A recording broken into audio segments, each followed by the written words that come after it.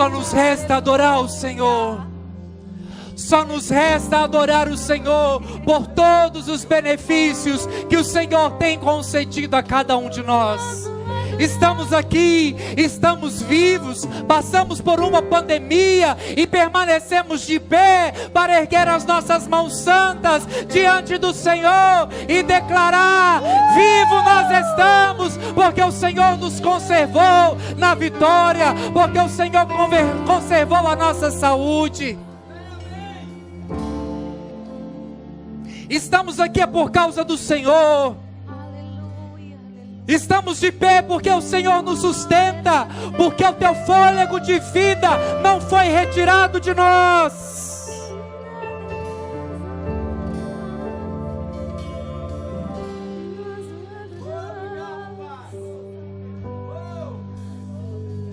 Ei, Espírito Santo, existem pessoas sedentas por beber da tua água. O teu Espírito tem liberdade para mover no nosso meio. Oh, aleluia!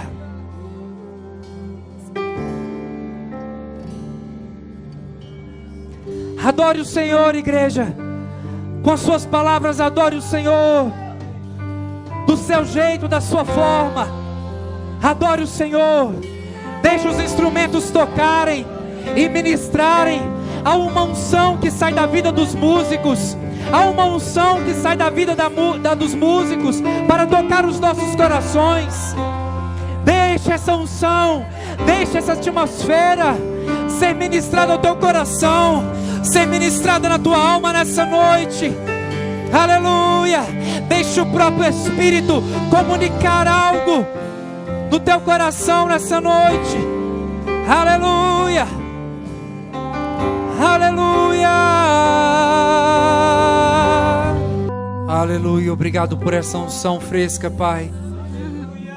Aleluia! Obrigado pelo teu poder liberado. Obrigado pelo teu poder liberado, porque a tua palavra nos garante isso. Uma unção que despedaça todo jugo.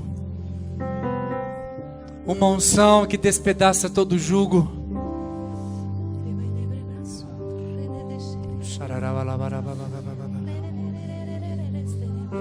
Pessoas com enfermidade, cura seja manifestada agora em nome de Jesus. Em nome de Jesus. Em nome de Jesus. Em nome de Jesus. Em nome de Jesus, eu declaro a cura manifestando. Aleluia. Aleluia. Aleluia. O poder de Deus fluindo. Células do corpo, eu declaro agora, começam a funcionar conforme o Senhor determinou. Em nome de Jesus. Cura de dentro para fora sendo manifestada em nome de Jesus. Aleluia. Aleluia. Aleluia. Irmãos, boa noite. A graça e a paz sejam multiplicadas em suas vidas. Amém. Senhor, pare o tempo em nome de Jesus. Aleluia. Só não fazendo de novo o papel dos avisos, mas eu quero só reforçar aqui para o nosso jantar de casais, namorados, noivos, casais casados, aquele que está com algum crush de olho por aí na igreja, aproveite a sua oportunidade para participar. No dia 4, aqui na igreja, às 19 horas, nós temos 9 vagas. 9 vagas. Nós temos apenas 9 vagas restantes e tem uma ótima oportunidade para você participar desse momento, que é mais do que um momento de receber ali uma instrução da palavra de Deus e tal, mas é um momento de comunhão entre os casais da igreja. Isso é muito bom, porque às vezes o culto acaba, tem que sair rapidinho e tal. Então aí está uma grande oportunidade de você ter um momento muito bom de comunhão com outras pessoas da igreja e conhecer um pouco mais. O chá também das famílias, senhores pais, por favor, participem, se organizem para poder estar aqui. Eu quero também reforçar mais uma coisa. A nossa igreja está fazendo uma programação excepcional através dos nossos líderes Lindiano, Gilmara e Giovanni, em relação ao público de adolescentes e os jovens. Então, por gentileza, quando vocês ouvirem e verem as chamadas em relação, a esse público, participem, divulgue. Talvez na sua casa talvez você não é tão jovem para participar de um culto jovem, mas você conhece alguém, algum vizinho, divulga, compartilha, porque vai ser sempre uma bênção. Amém? Vamos lá então, você está preparado para receber a palavra de Deus? Você pode dizer comigo: eu cresço, eu progrido e eu prospero, fundamentado na palavra de Deus. Aleluia. Irmãos, olha só, nos últimos domingos nós estamos falando a respeito de um tema específico e muito importante para a igreja, o corpo de Cristo, que é sobre doutrinas básicas.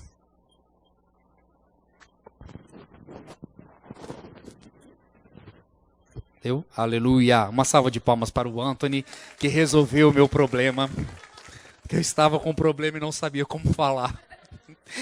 Sobre doutrinas básicas. E o que são as doutrinas básicas? São ensinamentos, são fundamentos que o Senhor Jesus deixou para nós. São ensinamentos que vão nortear a igreja, corpo de Cristo, na face da terra. E durante todo o período da história da igreja, desde quando a história da igreja começa a partir do momento que Cristo ressuscita, amém? Começa a partir daquele momento. Você não vê igreja na antiga aliança, o povo lá de Israel celebrando como igreja. Porque a palavra igreja significa o quê? Eclésia, que significa chamados para fora. E juntamente com esse nome cabe o objetivo de ir para fora e pregar o evangelho, anunciar as boas novas, sim ou não? O povo de Israel da antiga aliança não tinha esse objetivo, porque a palavra era voltada para eles. O plano de Deus era fazer com que o povo de Israel, Jerusalém ali, fosse a nação referência para todo mundo. Mas o povo ficou achando que era a última Coca-Cola do deserto. E aí, por diversos outros fatores, acabou não sendo. Daí então o Senhor levantou um novo povo, diga, um novo povo, chamado igreja, chamado igreja. Então a igreja é essa grande comissão de ir pregar as boas novas para todas as pessoas. Porém, durante toda a história da igreja, diversas pessoas se levantaram para trazer ensinos, para trazer fundamentos. E esses ensinos, esses fundamentos, eles distorceram ao longo do caminho. Nós vemos hoje em dia, se a gente for fazer um panorama, nós temos a igreja, não entenda que hoje eu estou falando mal, criticando, julgando, condenando. Não estou falando nada disso. Quem sou eu? Só vou apenas ressaltar como exemplo, tá certo? Durante toda a história de igreja, nós vemos as diversas placas e diversas denominações que surgiram. Temos a quadrangular, batista, presbiteriana, wesleyana, renovada, carismática, anglicana, luterana, quem ainda mais? Tem ainda mais? Assembleia. E cada uma dessas ramificações, elas seguem uma doutrina, às vezes, pessoal da igreja. Por exemplo, só pode tomar ceia quem passou pelo batismo. Isso é uma doutrina de determinada igreja. Só pode receber batismo no Espírito Santo quem batizou. Isso é doutrina de alguma igreja. Algumas doutrinas, elas foram criadas por pessoas. Homens que tiveram alguma experiência pessoal com o Senhor, pegaram aquilo, desenvolveram uma tese e apresentaram aquilo para as pessoas, e aquilo foi formatado e fundamentado como uma doutrina. E às vezes essa doutrina ela é apresentada muito como religião, religiosidade. E as pessoas ficam presas a isso. Mas só que quando nós analisamos a palavra do Senhor, nós podemos ver que existem apenas não.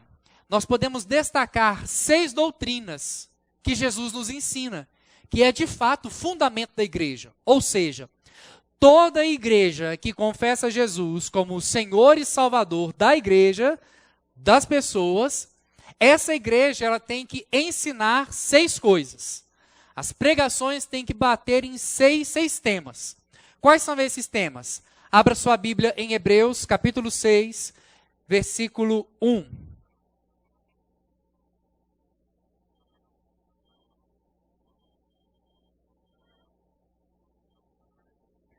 Hebreus, capítulo 6, versículo 1. Se você encontrou, você pode dar um glória a Deus.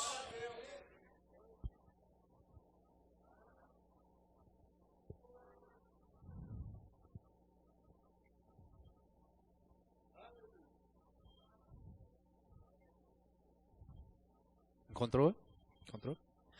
Hebreus 6:1 diz assim: por isso, pondo de parte os princípios elementares da doutrina de Cristo, deixamo-nos levar para o que é perfeito, não lançando de novo a base do arrependimento de obras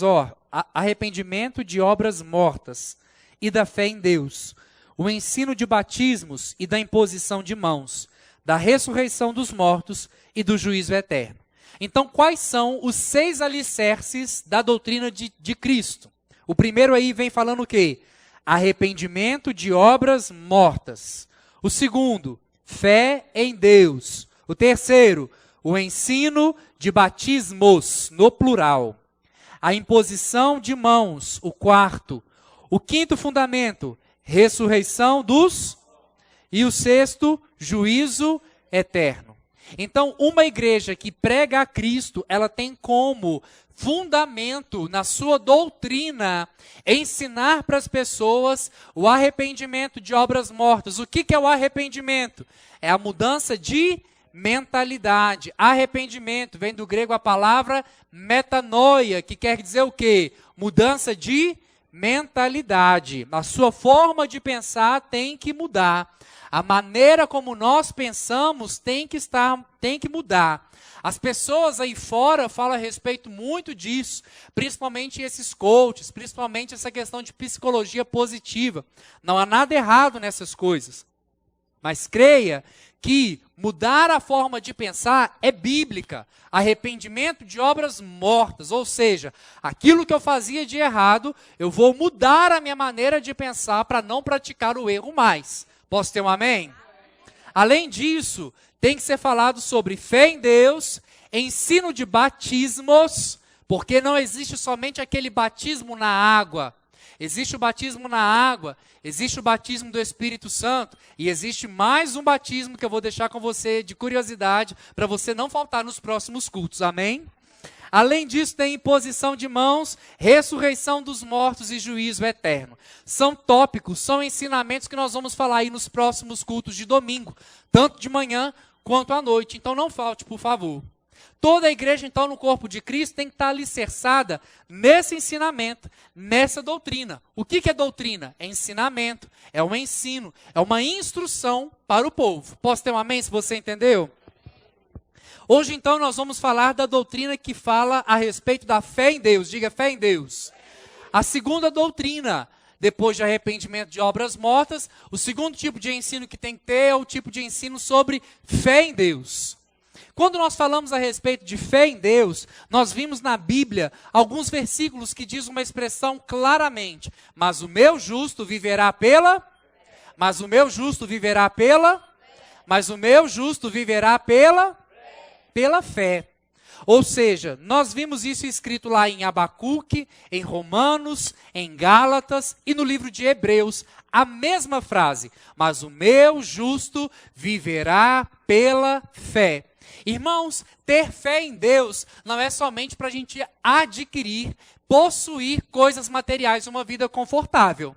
Ter fé em Deus é ter principalmente Jesus como centro. Porque quando Jesus é centro, todas as coisas são o quê? Acrescentadas. Por quê, irmãos? Porque quando o povo da igreja do primeiro século começou a ser perseguido, eles entravam para dentro das arenas e os leões para poder comer o povo entrava cantando, o povo entrava celebrando, o povo entrava em júbilo, o povo entrava como se estivesse na final de Copa do Mundo. Por que que o povo entrava para cima, alegre, celebrando, sabendo que eles iam abrir a porta e daquela porta podia sair um leão? Cuidado que sai agora. Por que poderia isso acontecer? Porque eles sabiam a fé que eles depositavam no Senhor. Eles sabiam de que se eles fossem mortos, ali o olho deles ia abrir na outra dimensão com o Senhor. Eles sabiam que se passar por qualquer tipo de circunstância, o Senhor estava com eles. O Senhor ia dar um jeito, o Senhor ia trazer uma solução.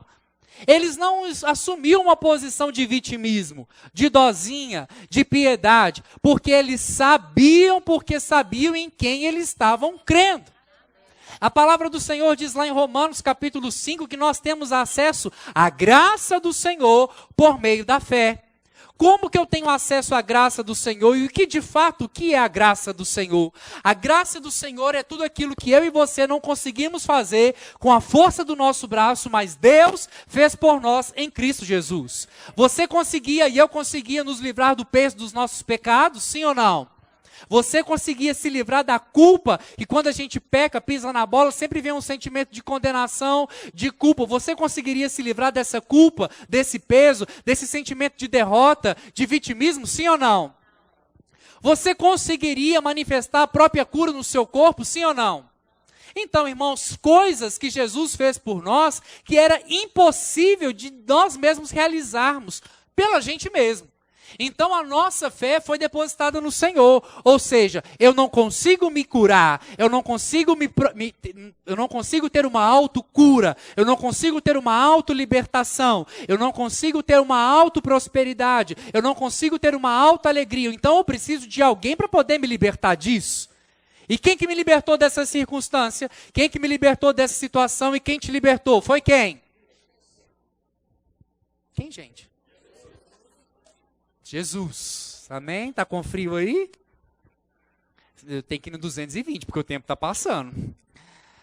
Então foi Jesus que nos tirou disso. Ou seja, a lei apontava para a gente dizendo, olha, para você ser curado, você tem que olhar para a serpente. A lei dizia, para você ser próspero, você tem que semear de tal e tal forma. A lei dizia, se você quer mostrar a sua cura, você tem que apresentar ao sacerdote. Enquanto a lei diz, faça, a graça diz, Jesus já fez por mim e por você.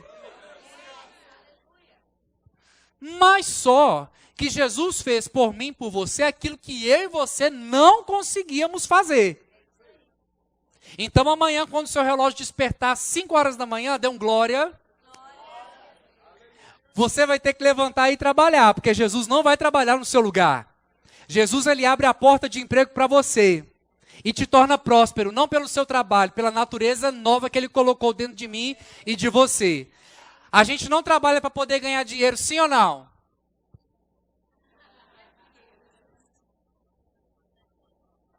A nossa fonte está no trabalho?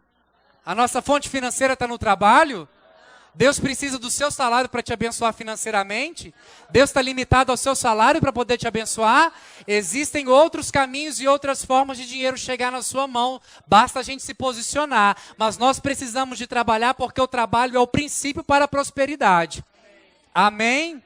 Então a gente não vai trabalhar para poder ganhar dinheiro. O dinheiro ele tem que vir, porque a palavra diz que as bênçãos nos acompanharão.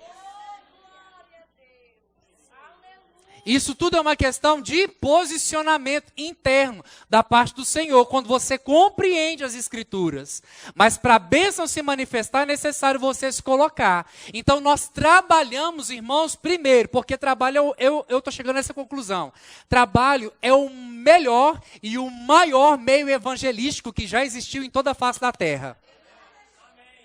Você pode evangelizar muita gente no seu trabalho, falando ou calado. É o melhor. É o melhor caminho para poder evangelizar num trabalho, porque você está ali o dia inteiro com a pessoa. E você sabe, o Espírito do Senhor pode dar uma palavra de profecia, de conhecimento, e aquilo libertar a vida da pessoa. Então a gente trabalha primeiro para poder... Primeiro porque é bíblico, porque antes do homem cair, o homem já trabalhava. Antes do homem cair em pecado, o homem ele já trabalhava, certo? Então beleza. Primeiro, porque é bíblico. Segundo, é um meio de evangelismo, sim ou não?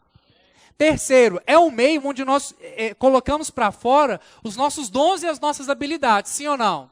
Nós podemos explorar potenciais dentro de nós, servindo pessoas. Então, o nosso trabalho, a gente não vai trabalhar para um chefe para poder receber. A gente não vai trabalhar para uma organização para poder receber. Nós estamos indo para poder servir as pessoas. Porque quem nos supre é o Senhor. Amém? Está desempregado? Abra sua boca e comece a declarar. Porta de emprego, abra. E tem que abrir. Tem que abrir. Que tipo de emprego que você se qualifica para poder ir? O tanto de dinheiro que a gente recebe é o tanto de qualificação nós temos. Tem gente que se qualifica para poder ganhar um salário mínimo. Tem gente que está qualificado para poder ganhar 2 salários, 3 salários, 10 salários, 25 salários, 45, 50 mil salários mínimos. O mundo coloca um preço no seu serviço. Mas o seu serviço, irmão, ele é real, ele é celestial, ele é sacerdotal. Chega um ponto que não tem preço. Você vai servir com excelência e tão bem através do seu trabalho, que as pessoas vão te pagar o preço que você colocar. Receba, Éder.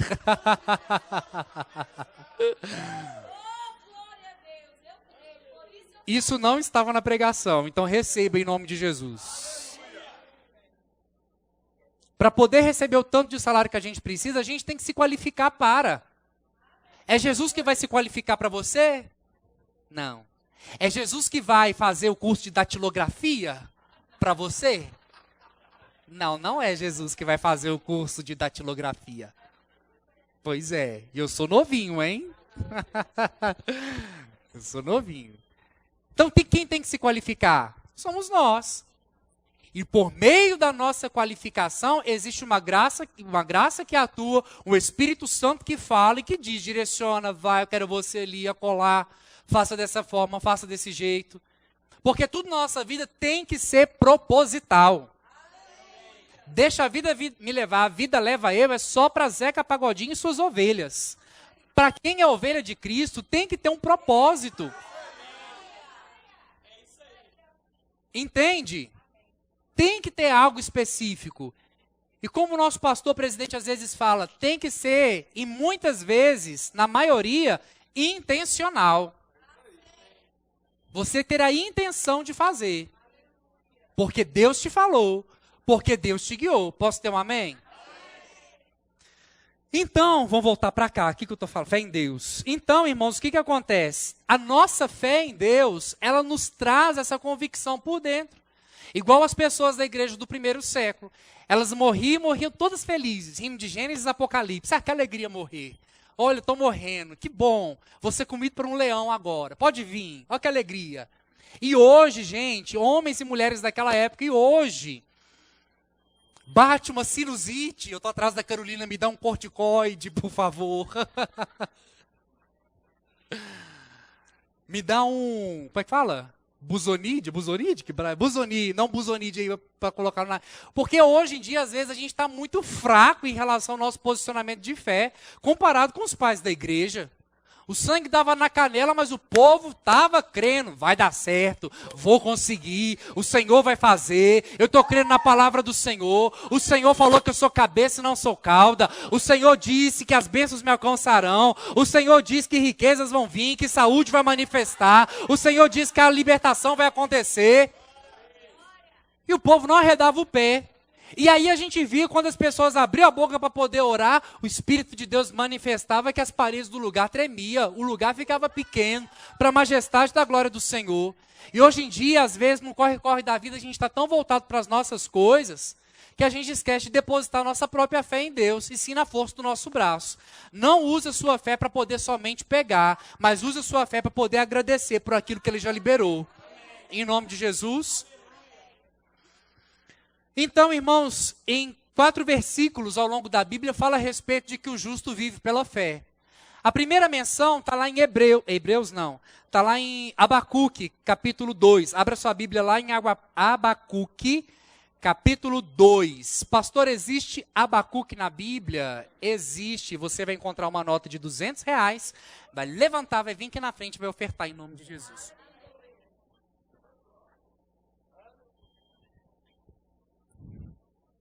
Não abre o livro de Abacuque, as páginas estão até grudadas.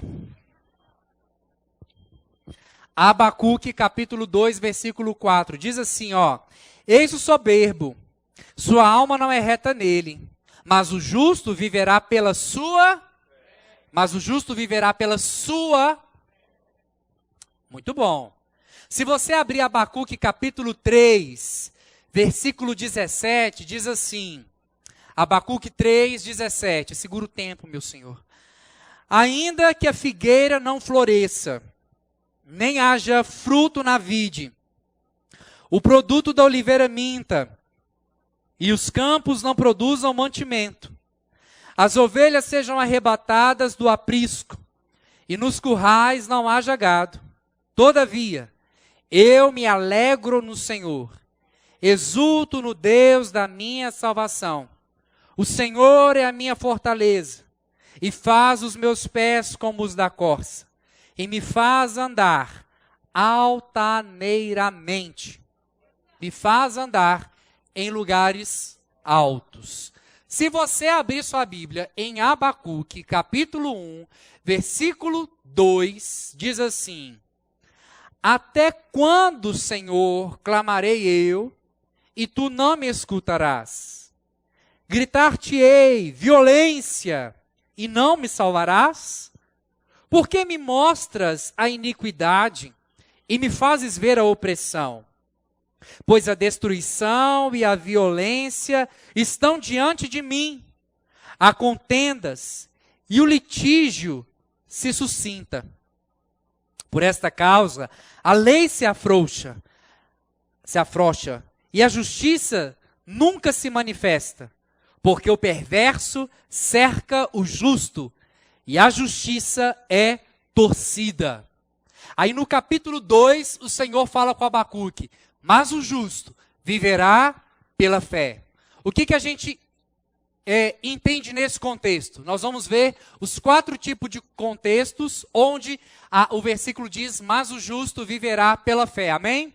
Então, desse primeiro contexto, quando o Senhor fala para Abacuque, traz essa revelação pela primeira vez na Bíblia, mas o justo viverá pela fé. O contexto era o seguinte: Abacuque estava passando por uma situação onde a sociedade, onde o mundo estava de cabeça para baixo, e continua até hoje. Opressão, guerra, a Síria estava brigando com o Egito, Babilônia estava no meio desse contexto, violência, litígio, como é que ele fala aqui? Destruição, contenda, não tem lei, ninguém estava cumprindo a lei, separação. No meio desse todo contexto, Abacuque estava questionando: até quando nós vamos continuar nisso? Até quando nós vamos passar por isso? E pelo texto ele começa os questionamentos dele, e dá a impressão de que Deus estava assumindo uma posição passiva. Deus estava de braço cruzado, deixando as coisas acontecerem da forma que deveria acontecer. Mas, no meio do caminho, o Senhor fala com Abacuque: Abacuque, eu vou te dar uma visão, e escreve essa visão: o meu justo vai viver pela fé. Quando Abacuque entende a visão, irmãos, os questionamentos de Abacuque, eles caem por terra, e no final do capítulo, Abacuque, ele assume a posição de adorador. O que quero dizer com isso? Quando você vive pela fé em Deus, você sai de uma posição de dúvida e vai para uma posição de adoração. Viver pela fé é você sair da dúvida. Até quando? Senhor, quando isso vai acontecer na minha vida? Senhor, você não está vendo que isso não aconteceu? Senhor, você está vendo que levantou fulano? Você levantou ciclano? Senhor, fez isso, fez aquilo. Está acontecendo derrota, roubo, morte, destruição, violência, guerra. Até quando? Não sei o que tem. Para com os questionamentos. E quando você entende o que é viver pela fé, você assume a posição de adoração. E aí, quando você assume a posição de adoração, você começa a declarar: ainda que a figueira não floresça, ainda que talvez eu possa estar desempregado, mas Pai, obrigado, Porque uma porta de emprego com o salário que eu determinar vai abrir. Ainda que aquela doença se manifeste no meu corpo, mas eu declaro que pela cruz, na obra da cruz, em Cristo Jesus, eu já fui curado. Sabe, quando você vive pela fé, você não pode viver duvidando, você vive crendo. E um adorador não tem tempo para duvidar, um adorador só pode crer. E ele adora aquilo que ele já sabe. Ele adora aquilo que já foi liberado. Ele adora aquilo que já foi conquistado na cruz. Então, no contexto de Abacuque, viver pela fé é você centralizar a sua fé naquele que é capaz de solucionar todo qualquer tipo de problema. Amém? O próximo contexto de Abacuque que nós vamos ver está lá em Romanos, capítulo 1, versículo 17.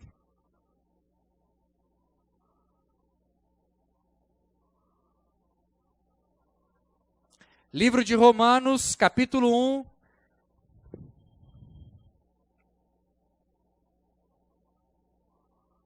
Versículo 17. Vamos ler o 16 primeiro, amém?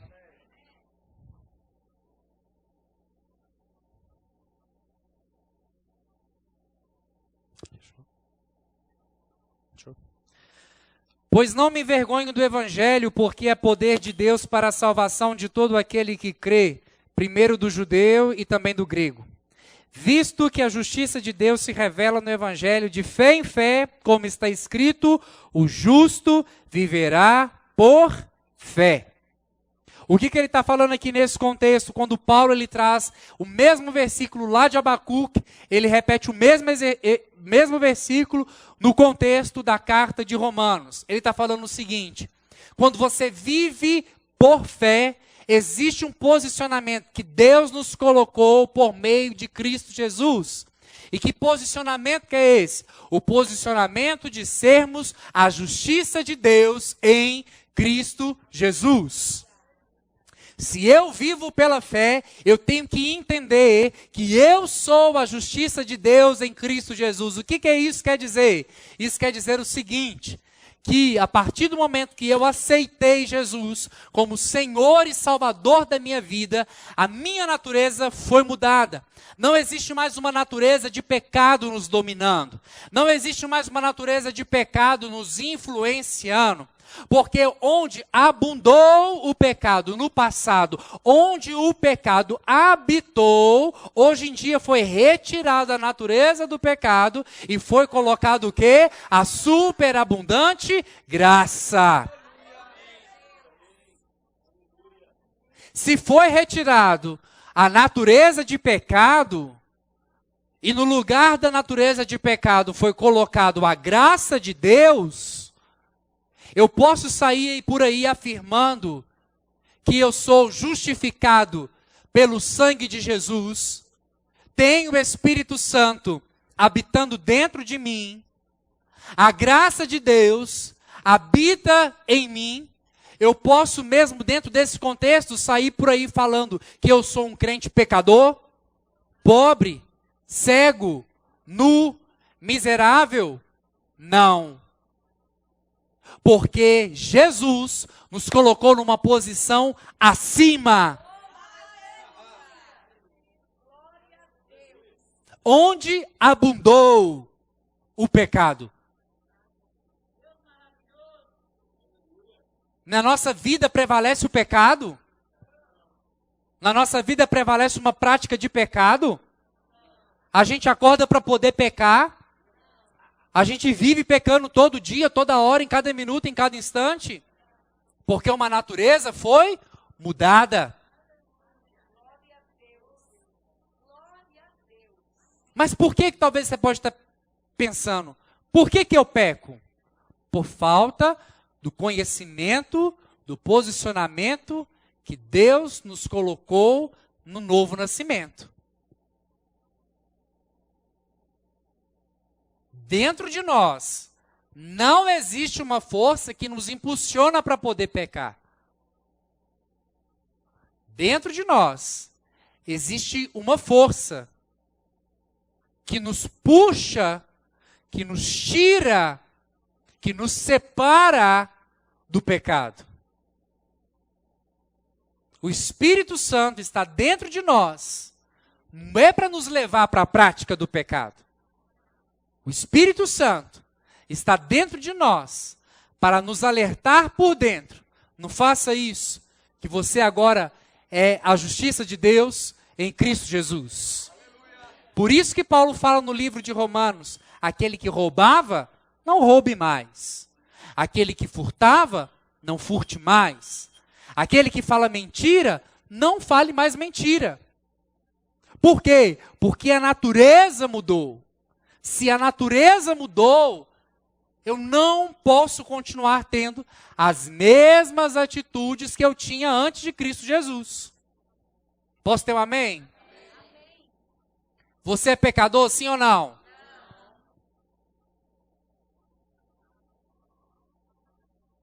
O Espírito Santo habita dentro de nós. Não existe lugar para dois corpos. Ou eu coloco o caderno nesse lugar, ou eu coloco a Bíblia. Os dois ao mesmo tempo ocupando o mesmo lugar não dá certo. Ou é uma natureza de pecado, ou é uma natureza santa, justa e boa. Amém? Então nós não saímos por aí na prática do pecado. Nós não saímos por aí pecando porque há uma força que impulsiona a gente para o pecado. Quando Paulo fala lá, miserável homem que sou, o bem que eu queria fazer eu não consigo, mas o mal está sempre diante de mim e eu quero fazer. Mas o mesmo texto continua dizendo, e ele fala, mas graças a Deus por Jesus Cristo, que me livrou da lei, do pecado e da morte. A Bíblia é clara que Jesus levou no madeiro os nossos pecados. Se ele levou, por que a gente vai tomar de volta? Viver pela fé é você, no contexto de Abacuque, sair da dúvida e ir para a adoração. Viver pela fé no contexto de Romanos é você permanecer na posição de justiça de Deus, sem culpa, sem medo, sem condenação, com ousadia, cheio de fé, cheio do poder do Espírito diante das circunstâncias. Porque o Evangelho, a palavra, é poder de Deus. Amém? Abra sua Bíblia em Gálatas capítulo 3, versículo 11. Gálatas capítulo 3, versículo 11.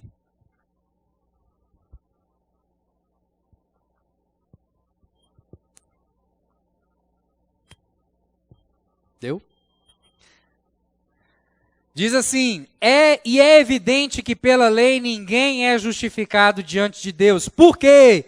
O justo, diga comigo, o justo, mais uma vez.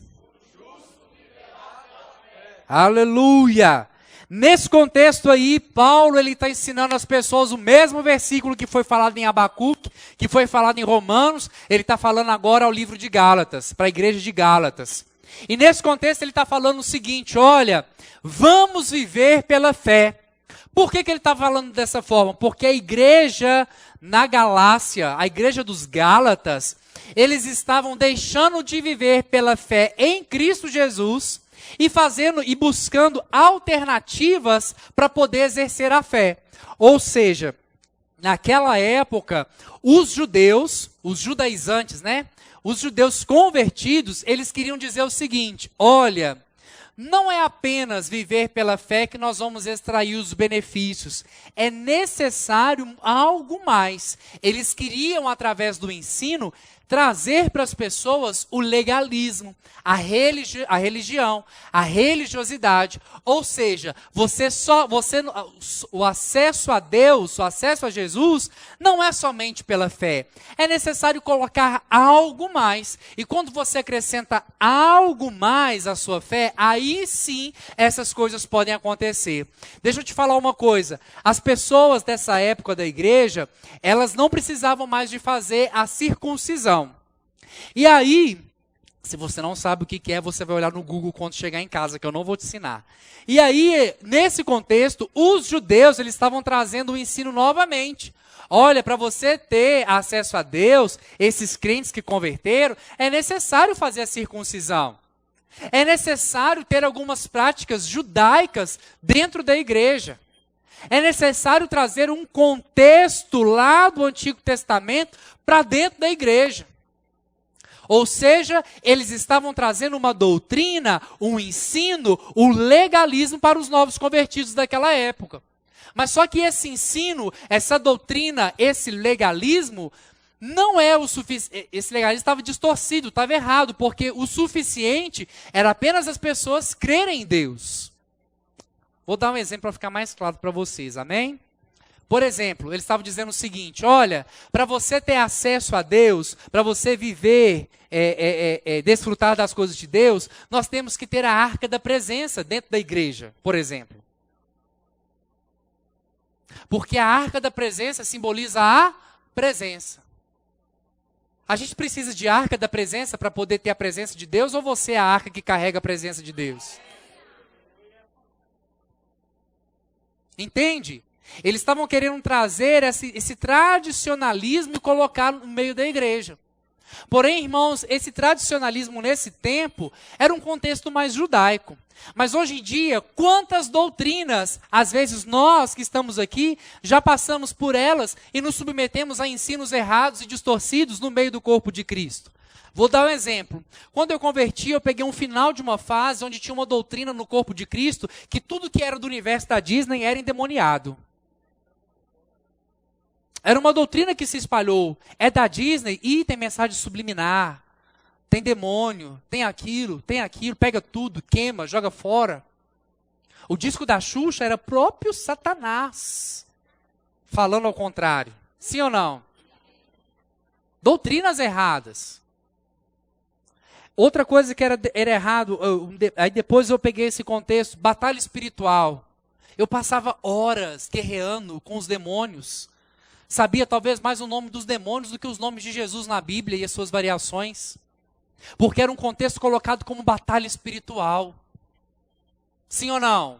Quem já passou? Só eu passei por isso, irmãos? Não, né? Vocês passaram também, né? Batalha espiritual, vamos batalhar nas regiões celestiais. Para a gente poder obter não sei mais o quê. Eu só esqueci de ler Efésios, que diz que nós estamos acima de principados, de potestades, de hostes espirituais da maldade, nos lugares celestiais. Eu não vou combater com Satanás, eu vou combater o bom combate da fé, crendo com o coração e falando com a boca. Porque eu não subo num ringue de boxe para poder lutar com alguém que já está derrotado. E não fui eu que derrotei, não foi você que derrotou, foi Jesus que derrotou. E Ele é tão bom que não colocou a vitória para Ele, colocou a vitória para nós. Por isso nós somos chamados de mais do que vencedores em Cristo Jesus. Por doutrina errado. Não estou criticando igrejas que têm essa linha doutrinária, que têm esse pensamento. Quantos aqui já passaram por ministrações de cura interior? Irmãos, quando nós convertemos, o nosso interior foi mudado, transformado, recriado, regenerado, restaurado. O nosso homem interior foi feito novo, em folha, zerado, nasceu de novo. Se o trem que está novo, como é que eu vou curar algo que está novo, que não ficou doente? Para poder curar tem que adoecer, sim ou não? Mas como foi tudo criado novo, não está doente. Como que eu curo algo que não está doente? Não tem como. Às vezes é uma alma com as suas emoções, sentimentos, vontades, que não quer se submeter à palavra de Deus.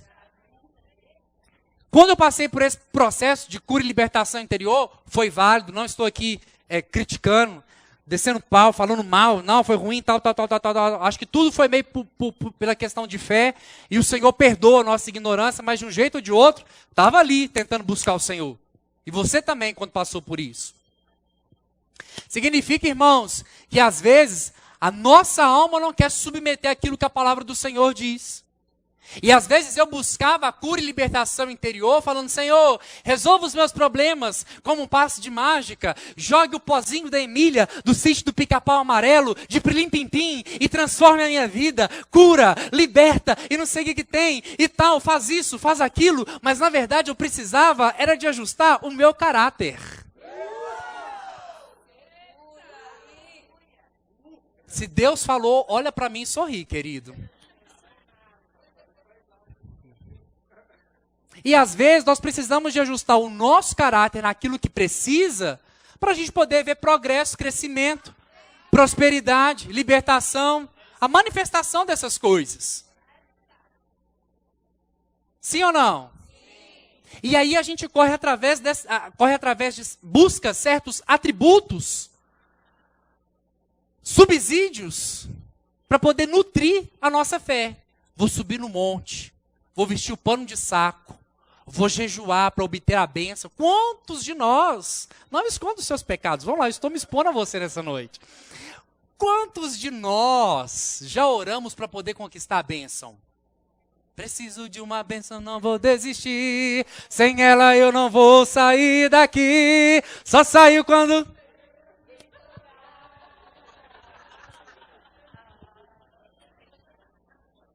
Quer vitória? Vai chorando. Geme, chora. Porque a gente acha que a nossa fé em Deus é pelo sentimento, pela emoção. Eu não preciso de uma bênção, porque sem ela eu não vou sair daqui. Eu já sou abençoado. Você é abençoado com toda a sorte de bênção espiritual. E aí eu preciso de subir ao monte, vestir o pano de saco, pegar a terra, botar na minha cabeça, rasgar as minhas vestes. Sendo que por dentro, o que é necessário ter? Crer com o coração e falar com a boca. Creio com o coração e falo com a boca. Jesus disse o ensinamento da fé: se você disser a esse monte, não duvidar, creia no seu coração e fale com a boca. Mas só que foi colocado na nossa cabeça que nós devemos fazer algo para obter. Nós precisamos de levar para casa a arca e colocar na nossa casa. Nós precisamos de levar o lenço e botar nos enfermos. Nós precisamos do sal. Quantas vezes eu já saí lá daquele templo com o sal, a rosa, aleluia!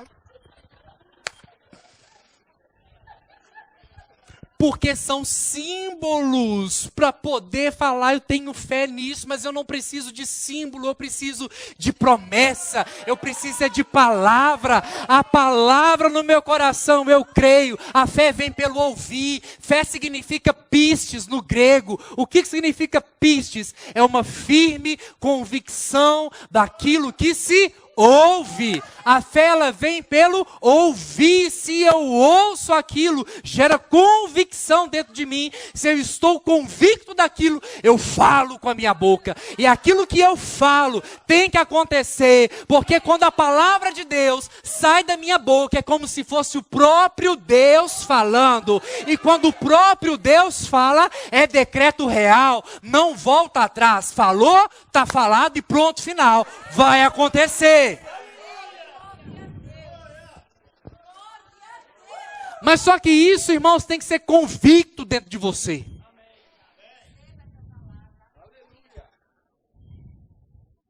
Você tem que falar com aquela convicção. Quando você, estou aprendendo isso sendo pai. Quando você, vou chamar a atenção dos meninos: menino, não faça. Não é pelo som, é pelo que eu estou convicto do que eu estou falando. Quando você vai chamar a atenção, naquele momento que ele te deixa ali eufórico, os hormônios começam a explodir, você se segura. E você quer pegar uma criança, jogar pela janela, dar aquela segurada. E você está convicto: não faça, ou faça aquilo, faz o seu dever. Da mesma forma que você declara a palavra dando uma ordem, por que a gente não pega isso e fala para a doença, fala para a miséria, fala para a opressão, fala para a tristeza? Ei, cara fechada não resolve problema.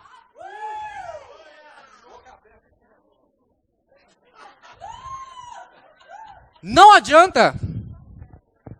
Não adianta. Boca fechada, cara fechada não resolve problema e nem boca fechada. Eu tive uma professora no Rema, quem não conhece o Rema é uma escola, o Centro de Treinamento Bíblico, é uma escola que por 2 anos você aprende a respeito de fé, a respeito de várias matérias, aulas segundas, quartas e sexta à noite. Por enquanto a gente está com as matrículas encerradas, mas acompanhe nas redes sociais quem está aqui nos visitando pela primeira vez ou quem tem o conhecimento de aprofundar mais na palavra de Deus. O melhor investimento que você pode fazer na sua vida é estudar a palavra de Deus.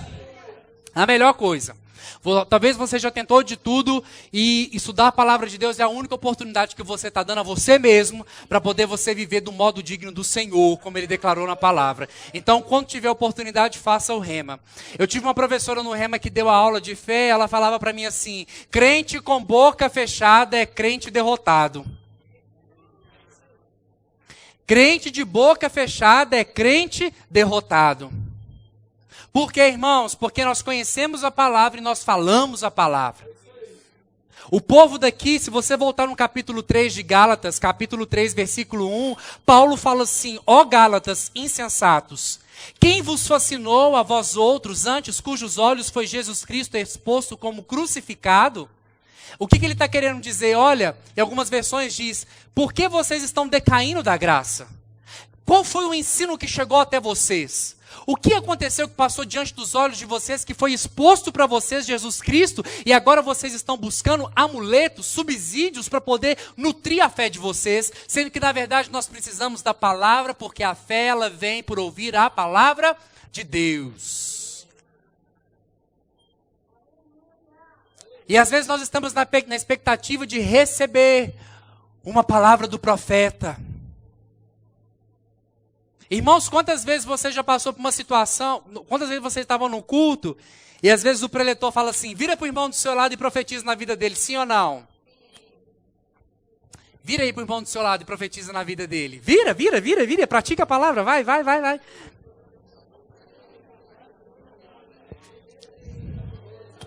Aleluia, o tempo da profecia acabou. Você profetizou?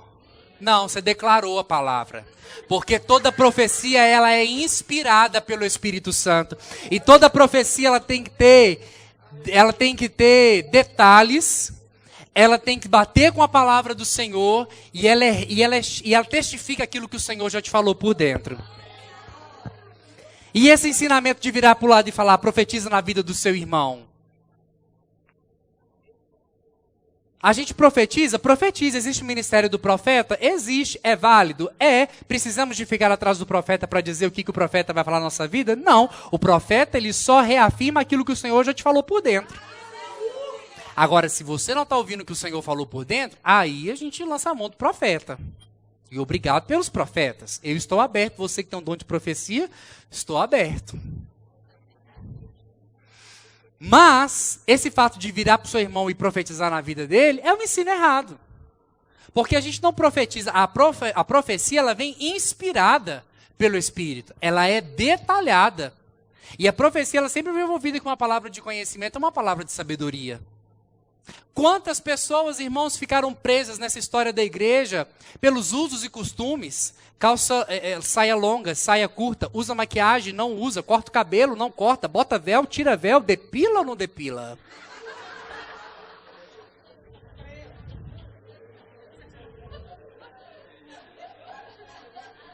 Isso é legalismo ou não é? Puro.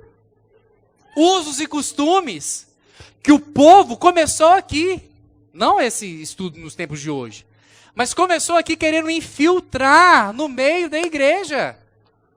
Isso prevalece até hoje. Quantas pessoas estão escravas disso, meu Deus? E as pessoas acreditam que viver por essas coisas é viver por fé. Mas na verdade não é viver pela fé. Deus falou, eu ouvi, eu entendo, gerou convicção, eu creio, eu falo. É simples. E o último, para a gente estourar o tempo mesmo com vontade, abre lá em Hebreus capítulo 10, versículo 38. O louvor pode subir, por gentileza. Hebreus, capítulo 10, versículo 38.